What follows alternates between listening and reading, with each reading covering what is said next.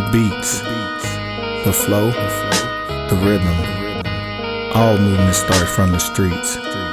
Streets A&R Podcast.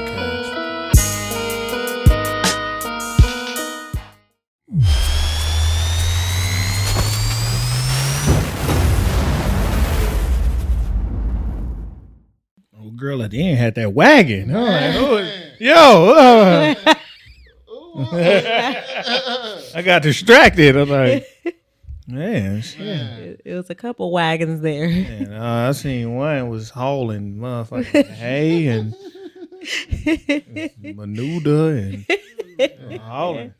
That mug was Ignorant. on the Oregon Trail. Man, Not Oregon. she was pulling the motherfucker. Don't say Golly.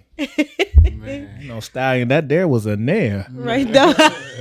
Man, that Female horse. No, that's a nail. There's a nair.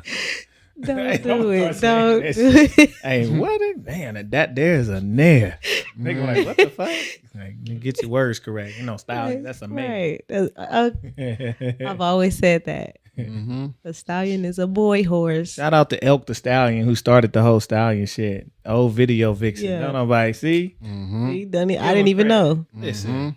I just learned something today. Thick. Yeah. The OGs know exactly. Certain ones you remember. Her, Megan Ford, Melissa Ford, what's Big Booty Judy? Oh shit. Oh yeah. From Buffy. Buffy the Body. Buffy the Body. Oh yeah. Listen, Dang. Big Booty Judy. Well, no discrimination again. No skin tone discrimination, nigga. Buffy stay booked. Okay, did. I remember when she came to Omaha too. She was so nice. Yeah. She was super cool. Melissa Ford is extremely smart. I believe it. Yeah, extremely smart. I believe it. Seen her on somebody's podcast. She's Yeah. very, very knowledgeable with words and well. Yeah. Like, Yeah. I appreciate, and it's probably something she grew into, but she for grew. sure. Yeah. The whole point is to grow now. Yeah. Evolution. Yeah. I said that. It's a big thing. Yes, man. We here with the Streets A&R Pod, man. Burning the midnight oil. Man, see. Not really. Man, we got another one today, man. Just it's good to be here. Shit, got me feeling arrogant in this bitch. Man. Come on. I'm not arrogant. I'm humble, but I am aware. Yeah. Well, on the song, I'm not talking about like that type of being arrogant. It's just like a confidence thing, like a ego boost for people who don't feel, confident in dancing and stuff. You know what I mean? Like, I'm not a twerker. I'm not somebody that's gonna get up and do a 1, 2, 3, 4, 5, 6 on them or nothing. But when I do get up and dance, I feel good about it. So yeah, I'm a be arrogant when I'm, that's what that song is about. Gotcha. Yeah. She ain't a twerker. She a dirty whiner. Yes. She gonna whine that ting. That ting go round and round. That part. Yeah, man. We got a special guest in the building today, man.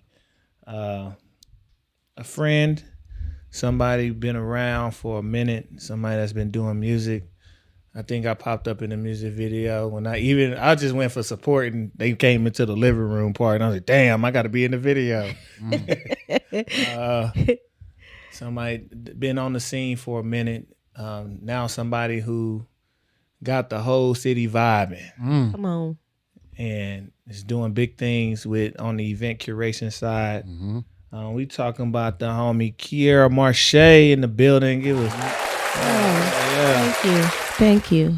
Yeah, man. Appreciate the round of applause. Yeah. It look like you've been working, man. She keep. I had to put my hands up. I've been doing some spray painting. Y'all better pay attention to my page so I can see what I got going on. Yep.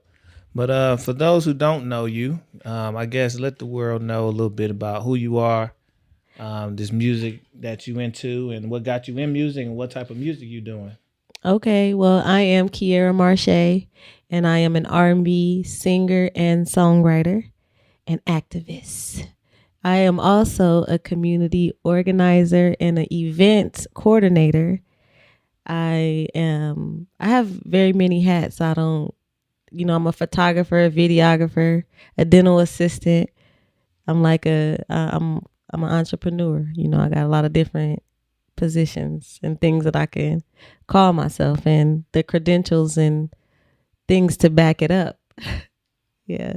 But I've been doing music for a while. I started in music solo, me and my little brother and a couple of people, recording in studio, in closets and stuff like that, just to get music out. So it's been a while. I've been doing this for a while. Man. Man, you didn't tell us you was a dental assistant. I could have been had my teeth fixed. Yeah. I eat these damn Boston baked beans. Right. No, I haven't done it since 2019, but Okay. yeah. Still to connect though. You still Yeah. All right. I wanted to go to school to be a dentist, actually. Yeah. It's So never too late. it's not. That's something for the future, but for right now, I want to focus on my community and be a little more hands-on. And dental assistant ain't working for that. Right. Yeah. We all need a good smile. No, I'm playing. Yeah. But yeah, with so with your music, I know you play a lot, or you construct a lot of, what would you call it? R&B, but what kind of is your style when it comes to music? What do you actually, what's your bag?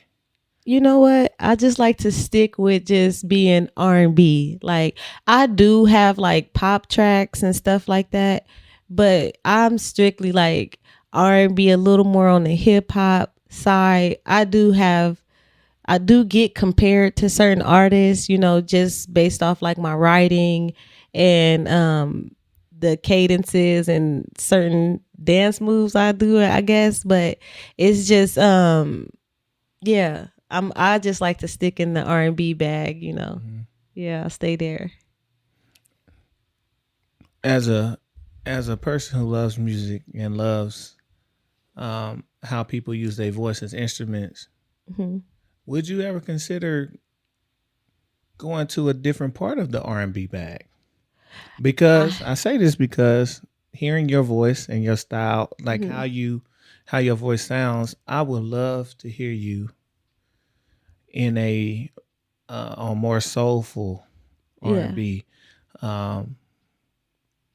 Everybody can say like the Badus, but I'm talking about like Mariba and Leanne LaHavises, the Korean and Bailey Ray style, the old SZA.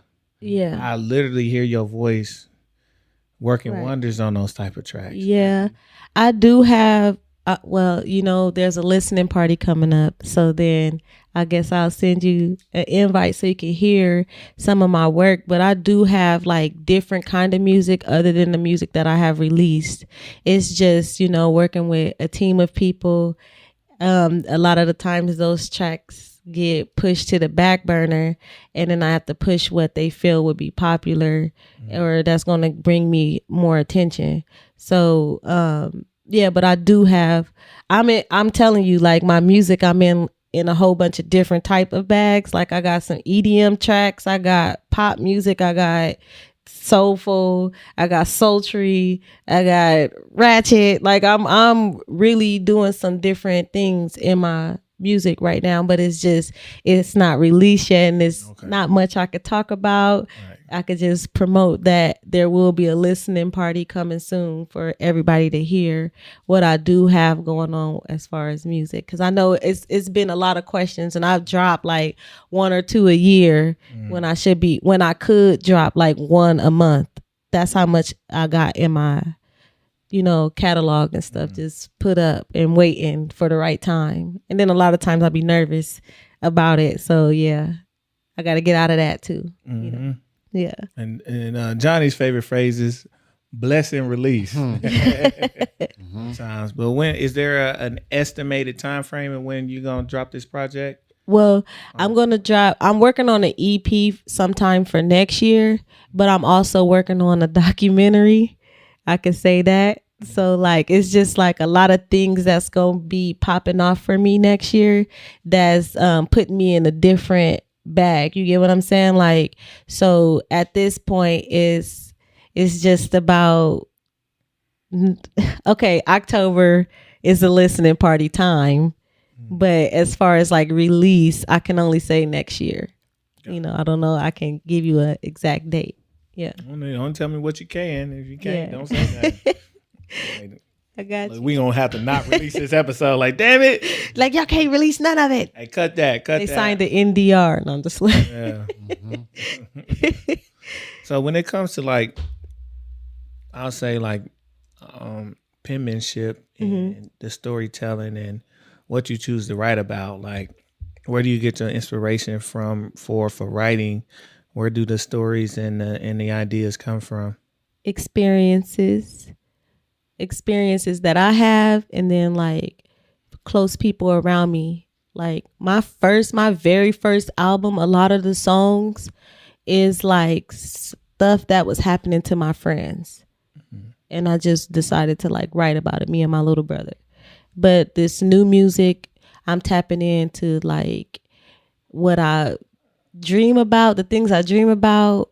I'm tapping into the way I want to see the world. You know, I'm tapping into like catering to the man or stroking the man's ego or however you want to put it. Like I'm tapping into all of that into my new music. You know?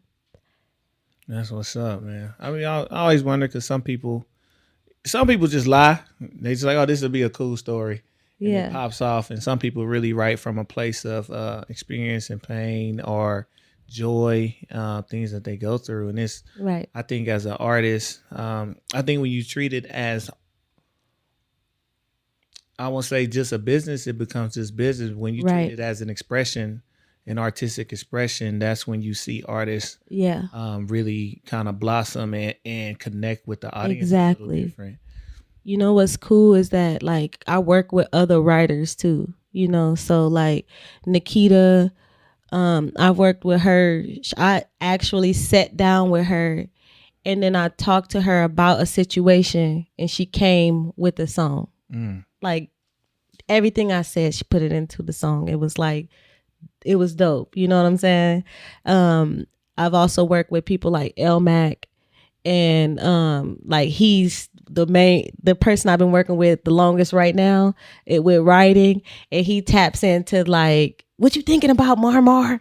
That's what he called me. Like, what you thinking about? I'd be like, you know, and I was like, I just really wish that this world was mine. And we started creating a song just strictly off of that. You know what I mean? So and then I work with HB. I don't know if y'all heard of HB Dolo. Dope, super dope rapper. And he just like my chill, lay back, like shut the STFU. He helped write that one. So yeah, like he gets in my chill swag bag, you know, like when I'm just I want to talk about like what I do when I'm sitting around just chilling. Like I don't go out, I don't go to the clubs, but I do sit back and I will have a session with you, and I bet you won't outsmoke me type stuff. So yeah, we on that. Like, let's talk about that in the music, you know. And I can always reach out to certain people that can that know that's helping trying to bring out my swag, because a lot of the times I'm being compared like, oh, we want you to sound like Beyonce, or we want you to have this track like a Beyonce type track. But no, we need to focus on making it a Keiria Marsha track, because if y'all capture me, you get what I mean, then I can do that well. But I'm not going to do Beyonce because I'm not Beyonce. You get what I mean? Mm-hmm. So, yeah. For sure. Yeah. Yeah, that's interesting. Yeah, I got a question, especially because I have seen you around for a while. Seen you make the transition. I remember you was going under the stage name Miss Nebraska. Yes. And, you know, it's dope to see the growth and elevation as an artist. How did you make the transition from Miss Nebraska to Keiria Marsha, and how did you make the transition from being an artist to now curating and coordinating events? Okay, good. That's a good question. Okay, so I went from Miss Nebraska to Keiria Marsha. I just kind of like, Keiria Marsha is my real name, and I was just like really looking to rebrand myself, because I feel like Miss Nebraska was keeping me in this certain box that I didn't want to be in. And I was being labeled like a rapper. I was being labeled like I was getting all these opportunities and stuff, but it wasn't matching or aligning with what I truly wanted to do. You get what I'm saying? So once I started rebranding myself as Keiria Marsha, which is my name, I just, I started surrounding myself with the type of things that I wanted for myself, for my artistry. You get what I mean? Like I would go around the producers or the beat makers that made the kind of beats that I would, and then I would work with these people. You get what I'm saying? Even if it was just like for a little while, I'm going to just write for you, or I'm going to do background vocals. But ultimately I was learning and I was evolving or training myself or becoming a master at what I feel I wanted to be. You get what I mean? Mm-hmm. So at that time I was learning and teaching. And so how I became a curator was because at that point, like I'm being my own artist. I'm pushing out content, videos. I'm doing all of this stuff, but I'm not getting booked. But the people around me who I'm cool with and that's working, they're getting booked, but I'm not. So I'm like, okay, at this point, I'm going to just create my own stage, and I'm going to throw these events. So I started in 2018, actually. I did my first headliner show. And then 2019, I did my first headliner show as Keiria Marsha. I need to say that. And then in 2019, I created the Masquerade. And that was a whole show. I worked with like 12 different people, artists, dancers, models, DJs, all that type of stuff for that event. And built out the stage and did everything. The following year, some things transpired. COVID happened. So then I couldn't bring that back. So in 21, I was like, what could I do that'll still allow me to give the opportunity for others to get on stage, but then I'm also doing what I love to do on top of it. You get what I mean? So I did the pull up and vibe. It was like I got a $500 grant from Amplify Arts, and I took that grant and I flipped it with them in the event. Of obviously, like, everybody came out. I had over 200 people that showed up. We sold out of food, we sold out of everything that day, and the vendors, everybody made money. It was like a huge success just randomly, you know what I mean? So at that point, I had kind of got into some little stuff with the city because I did it on this property that they was like, no, you're not supposed to do nothing there, So I joined the board of Healing Roots Garden. Okay. And once I joined the board, they're like, oh, we good, you know what I mean, to redo this next year. And then Manny at the Fabric Lab was like, well, let's do an open mic series. And I'm like, okay. So then that door opened. So I called this season 1. So February, April, March, and June, those 4 episodes, because I got all the video footage from each one. And I'll be releasing that throughout the winter time just to let everybody know when the new season 2 gonna come out. And it's going to be a little bit bigger because it's like other people like Noma and Joslyn Art Museum and all of these places like Peter Kiewit, they've all reached out to me. So it's like now I have to make this, it's becoming bigger than what I thought really fast. You know what I mean? So it's like, yeah, now I just need to create, or I'm going to keep creating something that's going to be big, and it's mainly for artists that don't get an opportunity, that's coming out to these open mics, that want to showcase and show their talents, like just like how I want to do, you know what I mean? And I'm even taking a step back this year. I'm not even gonna perform this year. I'm just gonna let the stage be for these other artists who I reached out to, even friends, like certain people like Just B, that's my brother. Of course I'm not going not have him on the stage. And I was trying to bring Johnny, my real brother, Johnny Lowe, back to Omaha, but they stole my car and I couldn't do it. Yeah. But yeah, so I had a lot, I forgot where I was going with it. Sorry, y'all, but yeah. Oh man, I think you was hitting on a lot of beautiful points as far as, you know, just the growth of your idea and where it can go to real quick, and like a testimony to just getting started. Yeah. As far as for if there's other artists out there, or if there's anybody out there who got dreams of doing events, what were you tell them to start at? It's I don't know, because I hate to try to give that kind of advice, because everybody is different. Everybody operates different. Like, I can't say, oh, you're not six, or you're not gonna grow. This is how you're supposed to grow as an artist, because everybody grows differently. Everybody gets in the game or the industry differently. So I don't know how to tell them where to start. I just say believe in yourself first. You know what I mean? Because once you start believing in yourself, then anything is possible. Anything you want to do is going to be possible. So it starts in your mind ultimately, because you got to be strong enough to be like, you're going to take backlash. You got to deal with naysayers. You got to deal with all these other things. It's not just the shine and glory when you get to sit down at the podcast and everybody telling you how good of a job you do. It's a lot of behind the scenes that you got to do, and you got to be strong enough for it. You got to be like professionally strong. You get what I'm saying? Because I could be in my feelings and emotions all day and be like, this person did this to me. But if I'm like professional about it, and I'm like, I know this is a part of the game, so I'm going to move on, or I'm going to continue to do it without that person, and I'm gonna go 40 times harder, and then I'm gonna just look back like, I told you should have believed in me like I did. You know what I mean? So I just tell people, get in your head first and make sure you strong enough for anything you're trying to accomplish, not even just trying to throw events. Even if you're trying to do music, if you're trying to do anything, walk across the street when you ain't did it before, just put it in your mind that you can do it, and it'll be done. Yeah. Thank you. Yes, sir. Man, I think my one thing that I like to tell people is, if you didn't do it, then you didn't do it. Right. So you got to do it, whatever that it is. So yeah.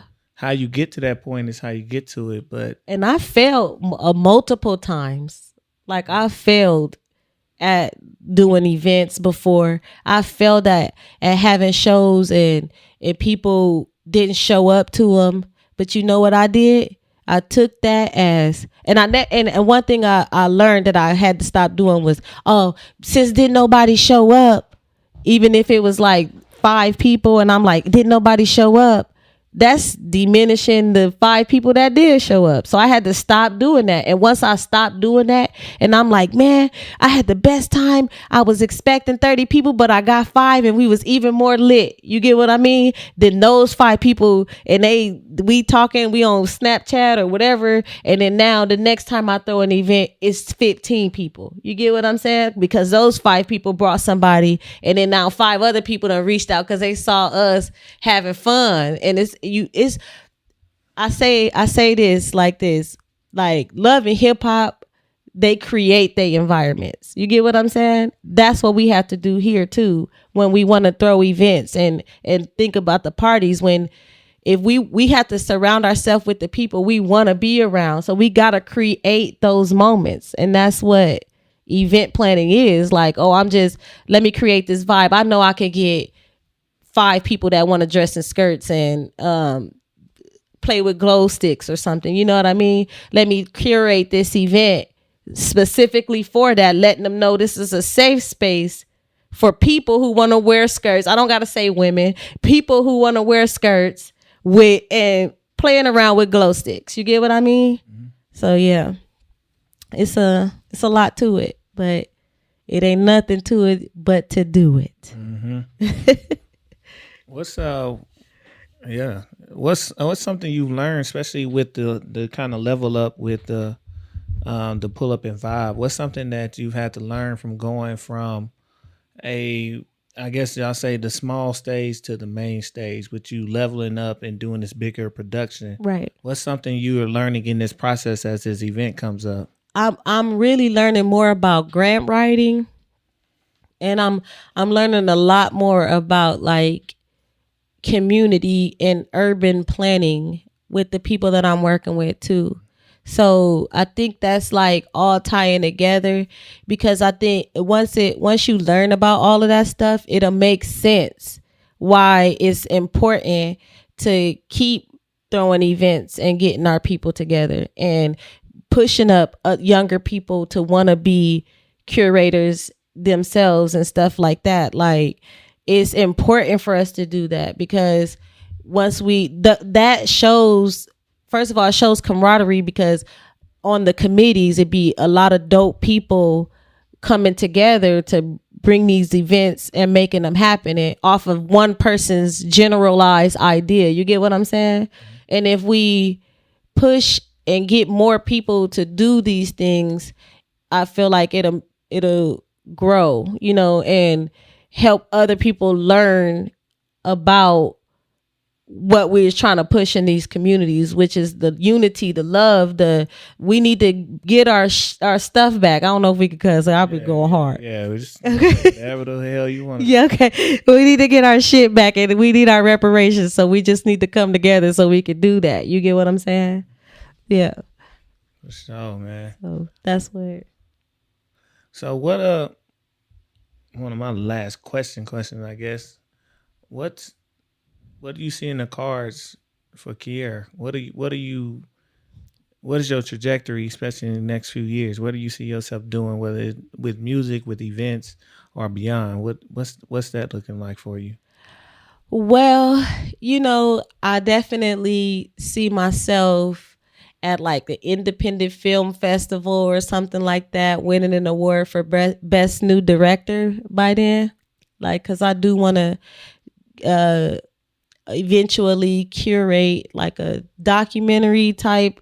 Like I already put that out there, but yeah, I want to do the documentary thing, and pretty much like be able to have multiple types of shows that I'm doing. My music, it'll speak for itself, and then my fans or my supporters will come from all the avenues and things that I'm doing. You get what I'm saying? So I just see myself just being this all around person. I'm already super happy. You know what I mean? So I just feel like more happiness is going to come. And I can't talk about like materialistic stuff, because I'm not into that. You get what I mean? So I can't say, I'm going to be balling, I'll be out of control. I don't care about that. I just want to make sure that if with what I'm doing now, I'm creating space or room for other people to do more in the city, so that it can be an existent nightlife or an existent, party scene. I don't know, not even that, but just like stuff to do, pretty much. I want to be a pioneer for that. Like, she never let nothing stop her. Now if I know she did, I can do it, type of stuff. Got you. Yeah. I ain't gonna lie, I've been sitting up here thinking, like, what would your fan base be called? And my dumb ass, I'd be creating shit. I was like, the Marshmallows. That's good. I don't know. Hey, listen. I do call them the Martians. Yeah. Martians. Martians. Oh man, listen. Merch coming soon. Shit. Yeah, I got this line in one of my songs when I say, there's only one planet, I call it Keiria Mars. So yeah, I'll be like, even in our video treatment planning, they're called Martians. Yeah. So it's just like, yeah, they own avatar. They get to choose who they want to be. So gotcha. Yeah. Oh, that's dope. I'm always trying to think of some branded shit like yeah, that's lit though. What's their names? Oh man, our names, not our names. Yeah. Yeah, man. So, like I said, we got the big one coming up. Yes, August 6th. What's it called? Pull Up and Vibe. Who's some of the features y'all got? Feature artists on there on that stage? Okay, I got Dewan, I got A Monet coming out. I have DJ 43, Just Be Music. I got Kaya, Surrender Lee. I got some new talent, like this 18-year-old girl, this is her first performance was at one of my pull up and vibes, and I always say if I was to give out awards at my pull up and vibe, she would have got it. Her name is Samaj, but she go by Majin Buu. Yes, I mean voice. I'm telling you, like when y'all hear her voice, y'all gonna be like, "What? This coming out of Omaha?" Like seriously, like I really love her style, and then she uses her experiences because she's had a rough teenage years, you know, but she used her experiences. And when she's singing her music, you can feel it. You get what I mean? Like I'm a person that listen to vibrations. I listen to like I love music. I love vocal musicians, the piano. I love all of that stuff. So when I hear her voice, I hear it as an instrument, like you said earlier. And yeah, she's amazing. That's one person I just really can't wait for the community to hear on at the Pull Up and Vibe. Man. Yeah. Listen, we're gonna make sure she got one little letter change to that Majin Boo's. Make sure we want no lawsuits, and then we can capitalize later with the cross branding deal from Dragon Ball Z. We gonna make this happen. Yes, we definitely gotta work on that. But yeah. Yeah, man, that's what's up, man. I know we're excited. Get out there and see all of this talent and all the work that you put in to make this happen. Yes. It'll be right on the Deuce. See this? Oh, down the Deuce, right? Yes, on 24th and Pratt. This is from the decorations. This is your already girl. Working. Yeah. Stay working. Yep. Man, Keiria, where before we get out of here, where can everybody find you at, and so we can stay in tune with these events coming up? Yes, y'all can come to my social media, Facebook, Instagram, Snapchat, Twitter, Keiria Marsha. Keiria Marsha. Make sure y'all go follow me. Yeah, and on YouTube. Yep, YouTube, Spotify, Apple Music, all of that. Linktree. If you go to Linktree and type in Keiria Marsha, everything will pop up. All the social medias, everything. And if you're looking to get in your acting debut, she is always searching for people to be in her videos. And is. Yeah. I'm gonna be applying for some plays and stuff next year too. Oh. Yep. Oh yeah, she's trying to get for the fall of next year. I'm gonna be trying to do some musicals and plays. Gotcha. Hey, I'm gonna try to do everything. Cultivate yourself. Yeah, you know. Yeah. So, yeah, we definitely appreciate Johnny. You got. Ah, man. Yeah. It's been a beautiful day. Thank you for coming on the podcast and sharing your story, your journey. You know, thank y'all for having me. You got going on. I think it's dope that more people is curating what we want to see out here. For sure. Especially on the Deuce. I think it's important to activate the Deuce. It's a historical spot that music was activated on. So that part. Yeah. So thank you for that. Thank y'all for having me. Y'all know where to find us at Streets A&R everywhere. We still trying to get our P. All these P's going around, man. Maybe we just need to get Larry June to shout us out for a P. Because he'll get us a P. Man. I like Larry June. Yeah, man. Yeah. And because we can't get a P from. And don't say P. I gotta use the bathroom. Hey, we got you on that one too. I'm over here like Yeah, man. It's your host, man. We out of here though. Giddy Jicky with it. The host Johnny No Good. And see y'all later. Peace. The beats, the flow, the rhythm. All movement starts from the streets. Streets A&R Podcast.